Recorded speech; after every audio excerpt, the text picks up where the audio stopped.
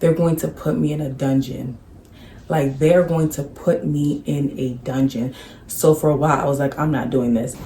How do you like my change of scenery? Like, usually I like to get dressed up and, do work-related stuff, head out to do certain things and then come back and film. But today was a lazy day, so I'm like, let's switch it up. I may keep the setting. I don't know. I don't want y'all seeing too much of my place. I'm one of those conspiracy theorists. Never let people see too much of your home. But this is Travel School episode 4. I think it's 4. But yeah, in my last video, I ended with, I would pick the flight to Portugal amongst the others, even though it was a little more pricey. And that's because I use stopover programs. The reason why I get to so many countries, well, I would say the reason, but it's one of the reasons I'm able to travel to, multiple countries at once. A stopover program essentially is like a paid layover. Some of them have different restrictions, qualifications that you have to meet, but nonetheless, they'll either pay for like your flight, your hotel, food, transportation. Some will cover all of it. Some will cover portions. You just gotta do your research to see, who does what. This video is gonna be a lot more showing than telling because it is like, I wouldn't say it's a lot of work, but it's not obvious. You have to do a lot of research when you're looking for these stopover programs because they'll make it blatantly obvious, of course, It's free money, free trips, so they're not really trying to make it too known. I'm sure they want people to use it, but again, they don't want to give away free money that much. There's a few ones that I like, and I've tried one that I did not like. I don't know if I'll put them on blast yet. I might as the video goes on, but there was this one airline that I used, and they had like a layover stopover program for like 6 to 8 hours. And it was less than stellar, to say the least. So after that, I was like, I'm not doing any stopover programs because if they have me here for like 3 to 5 days, they're going to put me in a dungeon. Like, they're going to put me in a dungeon.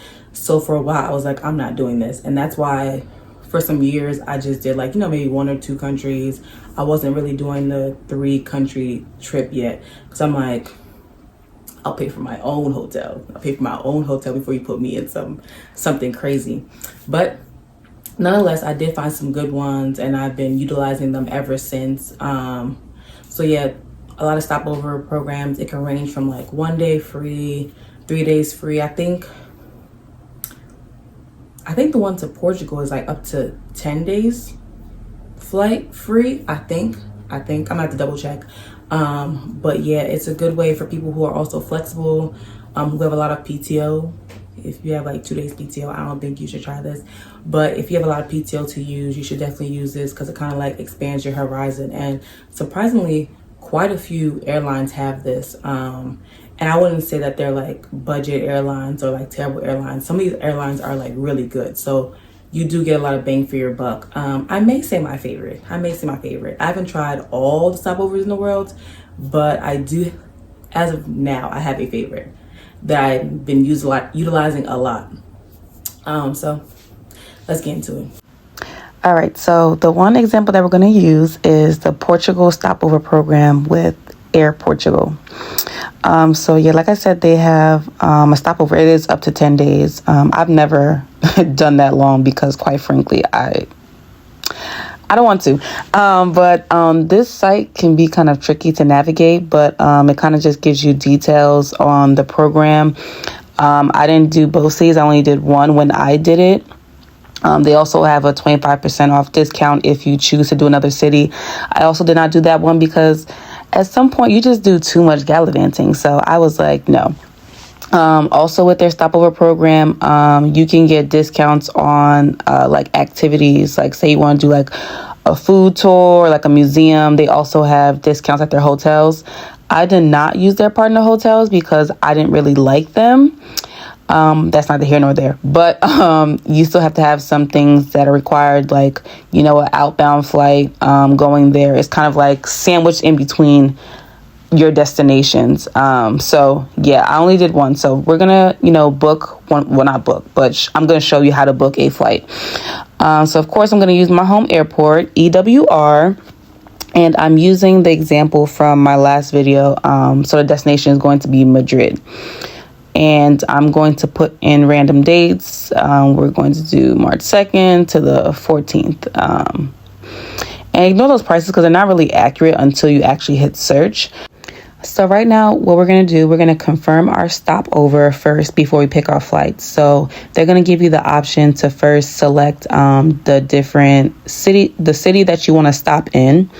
You also want to choose the segment of where you're going to stop. And what I mean by that is whether you want to go from your initial or when you're returning flight.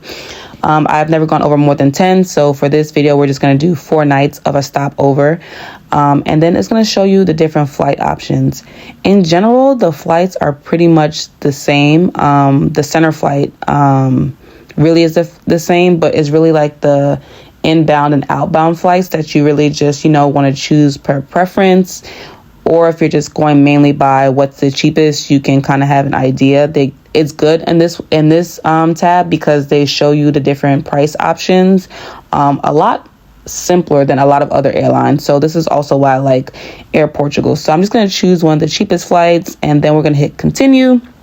And then you see if you create an account with them, you get even more money off. I do have an account with them, so I usually just book directly through their portal. But now I'm going to show you the comparison on Google Flights and why you have to really do your own research when it comes to stopover programs. So I'm going to show you the flight options. The same setup is going to be Newark to Madrid. And then I'm going to change the dates from, I think in the other one, I had it from March 2nd to the 14th. There are cheaper dates that you can choose, but I just want to mimic the same circumstances so you can kind of compare the different things and why you have to really do your due diligence. When you look at all the flight options, you really don't see one that is cheaper. And also the flight from Air Portugal that we selected, I think it left at like 1 something. You don't see it here. Like that option is just not available on Google Flights. So that's, some of the downsides of using third parties when you're searching for the flights is that they may not have all of the options and they may not have the best options. This is really just used as a tool to kind of compare different airlines, different prices, and different dates really quickly and easier. So that's why I really use Google Flights. So just to make our search easier, I isolated it to only show Tap Air Portugal so you can see the different prices. And I'm just going to go back and forth between Google Flights and Air Portugal just to show you the price difference. I just mimicked the same dates. Obviously, there are other dates that are cheaper, but I'm just showing you the exact same dates and how it comes up. And here are some other stopover programs that you might want to look into. I know Dubai is a very popular international hub, so you can take advantage of the stopover there. And then Turkey is also another big international hub, and I really like their stopover program as well. There are plenty of others, so just do your due diligence.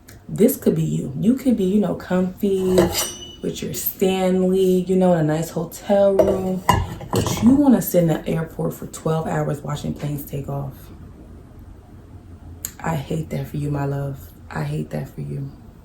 Let's fix that. In the year 2025, we're going to fix that. That is the end of Travel School episode 4. At this point, I hope you're learning something because my goal is to have you be a travel professional all by yourself.